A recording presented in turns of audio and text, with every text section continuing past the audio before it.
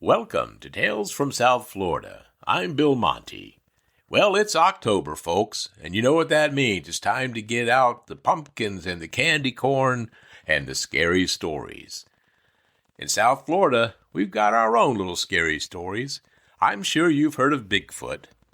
I'm sure you've heard of the Abominable Snowman and Sasquatch, maybe even the New Jersey Swamp Devil. But in South Florida, indeed in all of Florida, we have our own little legend. Some call it a hoax. Others swear they smelled it before they saw it. In this episode, we'll trace the story from the earliest newspaper mentions to the modern photographs and the skeptics who say it's likely something else. Along the way, we'll meet firefighters, deputies, tour operators, and backyard eyewitnesses. This is a tale of folklore, fear, and the Florida wild. So let's take a talk down memory lane and down the mucky trail to visit the Skunk Ape.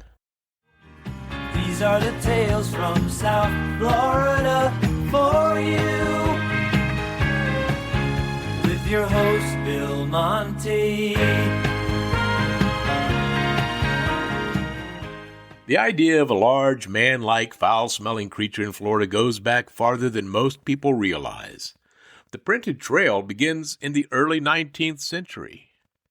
Newspapers in the region carried stories as early as 1818 that spoke of man-sized monkeys raiding food and stalking fishermen along the shore. Little notes that would, over the next couple of centuries, feed local myths, legends, and memories. Through the 20th century, the name changed depending on the county and the community. The Barden Booger in Putnam County, tales around the Perky Bat Tower in the Keys in 1929, sporadic reports in the 1940s and 1950s of something unusually large and human-like in the brush. These stories built a local vocabulary: stink ape, swamp ape, and finally, skunk ape. The nickname that stuck because witnesses often described a terrible rotten egg or wet dog smell accompanying the creature.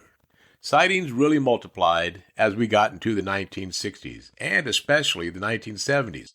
This was an era filled with stories about the Bermuda Triangle, about aliens coming down and founding the civilizations. The aliens had built the pyramids. Everyone wanted to get into the supernatural myths that dominated not just Florida, but the globe. All the investigations that went into the Loch Ness Monster at the time. All of the UFO investigations. And this era is where the skunk ape moved from local gossip to headline fodder.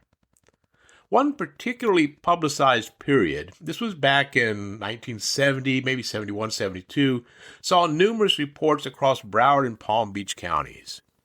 In 1971, a feature in, of all magazines, believe it or not, Sports Illustrated, captured the national imagination with the headline that read something like, "He's big, he's bashful, he smells bad."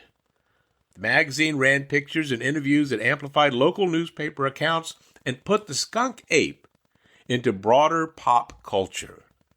Even local law enforcement got involved. Palm Beach County deputies Marvin Lewis and Ernie Milner reported being followed through a grove by an ape-like figure. They said they fired at something and later found a line of footprints and hair that was snagged on a barbed wire fence.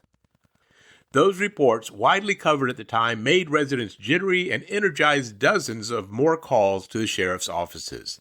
In 1974, several West Palm Beach youngsters reported a sighting that fed headlines and neighborhood posses. Why the 1970s? Well, as I mentioned before, there was a lot of cultural questions about monsters and aliens that was going on. It was a time of social upheaval, media fascination with mysteries. Maybe it was simply more Americans moving into previously rural areas, bumping into wildlife, and stories that older rural neighbors had always told. Newspaper coverage, local newspapers and national pieces alike, turned a smattering of reports into a pattern, into a phenomenon. And all of this is true about populations growing into previously uninhabited areas. For instance, where I live now in South Florida, when we first moved here in 1965, this was the Everglades. This is where you came to see the bears and the alligators and whatever it might be. Now it's shopping centers, Walmarts, gas stations, schools, temples, churches. As we have moved into this area that was previously wild, all of the animals, all of the legends are still around. But stories are one thing. Photographs are another. And Florida has produced a few pictures and photos that did spark debates. One of the most discussed images came in July of 1997 when Vince Dorr, fire chief of the Ochapi, that's the Big Cypress Fire Control District, photographed a dark, upright figure that he interpreted as a skunk ape crossing Burns Road near the Everglades. He said the creature crossed the road and he was able to take a shot from a distance. It brought renewed attention and dozens of follow-up reports in the area. The photograph remains contested. Enthusiasts, they say it's compelling evidence. Skeptics say distance, lighting, and the angle makes interpretation a little hard to believe it's a monster of some kind. A separate anonymous pair of images, commonly called the Myakka skunk ape, reached Sarasota County officials around 2000. An envelope arrived with pictures and a note describing an animal stealing apples off of a back porch. Were people really keeping apples on their back porch in 2000? I don't know. The photos, though, show a shaggy, orangish creature in palmettos. Critics pointed out resemblances to commercial Bigfoot statues and suggested maybe it's a hoax. Supporters countered that small changes in posture between the two images were hard to stage and that the witness letter read like a frightened neighbor. That controversy reignited the debate. Are we looking at a real unknown animal, an escaped primate, or an elaborate prank?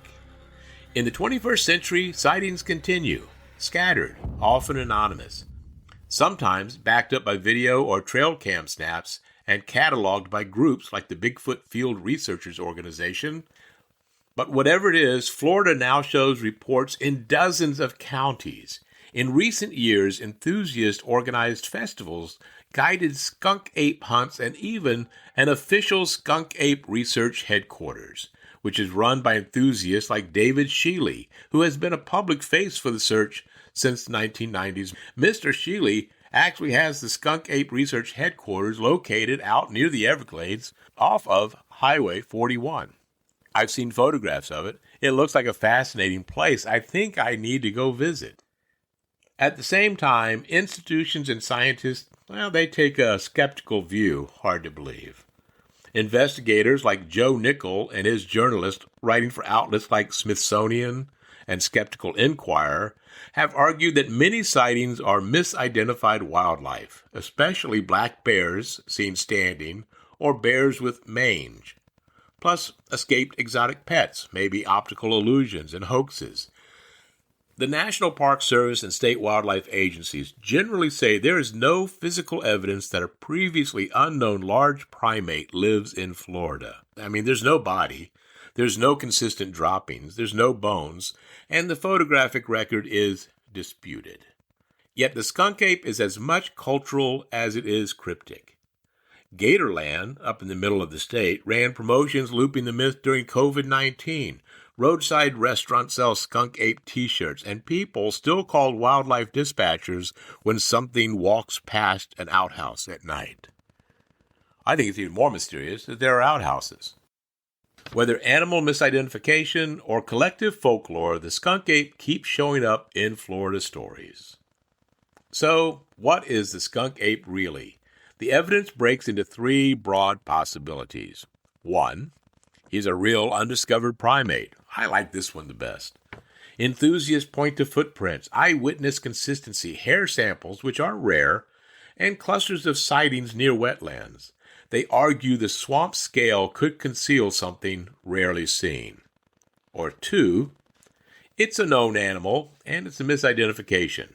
Skeptics say the Florida black bear, when standing on hind legs or suffering from hair loss or mange, can look startling. Feral hogs, dogs, escaped primates, even humans in costumes have also explained specific incidents. Or 3, simple. It's a hoax, or it's just folklore, or it's a cultural contagion. Once a story is in newspapers and on broadcast TV, more people interpret ambiguous sights and smells through the lens of the myth. That social amplification can create clusters of sightings without a single underlying animal. My take?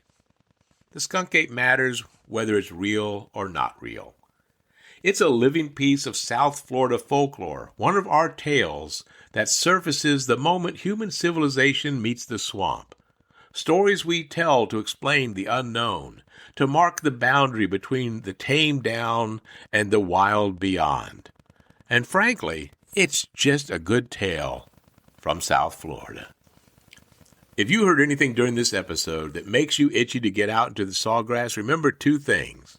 Bring bug spray, and be polite if you meet local wildlife, human or otherwise. If you've got a skunk ape story that you'd like to share with me, or with all of South Florida, or perhaps even a photograph, you can drop me a line at talesfromsouthflorida@gmail.com, or scroll down into the show notes to the link where it says leave me a message. That will take you to the SpeakPipe tool where you can leave me a 90-second message, and it's free. It won't cost you anything at all. We'll read your selected listener stories about the skunk ape in a future episode. If you enjoyed what you heard during this episode or any of the others of Tales from South Florida, please be sure to hit like and subscribe or follow, leave a comment, and please share with your family and friends. And until next time, unless the skunk ape gets me, we'll be back to tell you some more Tales from South Florida. My friends, I remind you, be safe and be kind. And look out for skunk apes. Let's take a talk down memory lane, 'cause the stories around here are just insane. Pirates World, the Sporto and Wolfies do. Palm Beach to Key West, that's where we grew. These are the tales from South Florida for you. With your host, Bill Monty.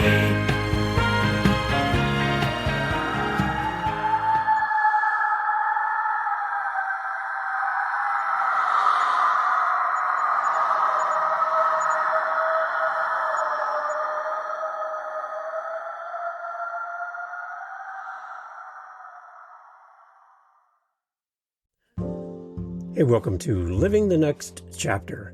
It's a podcast for authors hosted by myself, Dave, and the unique thing about this show is, as the host of Living the Next Chapter, I'm not an author.